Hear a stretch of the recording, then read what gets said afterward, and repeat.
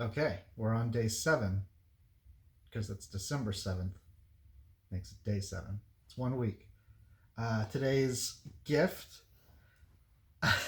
I had no idea what this was. I wasn't sure if it was supposed to be like a seat or a satellite or like a little chair thing with a little heat lamp. I don't know. I had to look it up.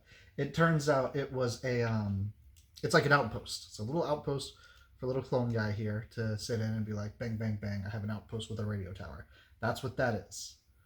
I I didn't know. There's been so many in this set that I don't recognize, um, because there's so much stuff now. Speaking of recognize, uh, today's figure is the first of a handful of them that are figures that I love because they have a lot of sentiment to me because of who gave them to me or who got them for me. Um, so, the original Star Wars came out, A New Hope, way back in 1977.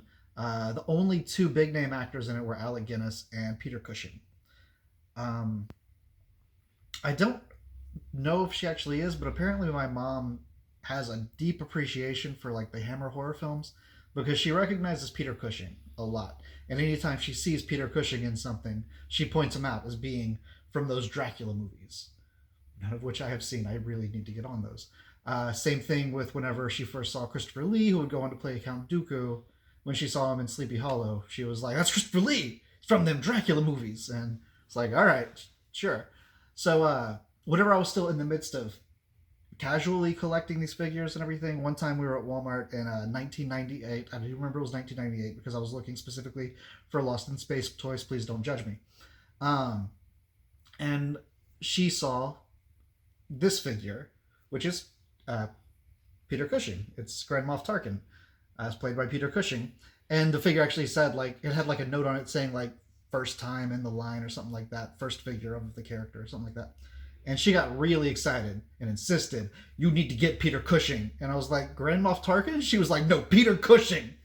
And so I got this guy in a weird gray suit because I was like, "All right, yeah, I'll get Peter Cushing." Now, I'd seen A New Hope countless times because, I've watched these movies a lot.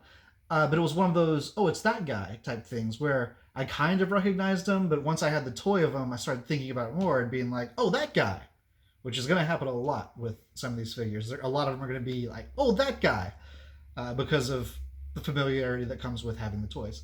Uh, but it's funny because like my mom often would try to find figures for me or look at figures for me.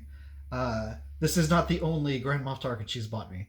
She went to Tuesday morning one time and came home and was like, "I found you a Peter Cushing," and I was like, "What?" She goes, "A Peter Cushing," and I was like, "You already got me that figure," and she was like, "Oh, well, I got you another one," and then whenever they had the 12-inch doll ones, I barely collected those, but there was a handful of them.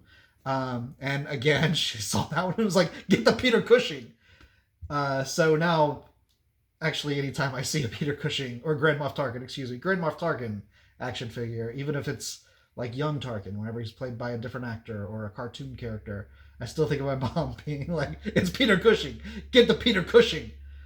Uh, I probably should talk to my mom about that and be like, "What Peter Cushing movies do you recommend?" Because I, I like monster movies, and I know that's what he was known for, so should check those out. Um, yeah, that's about it for this one. Bye.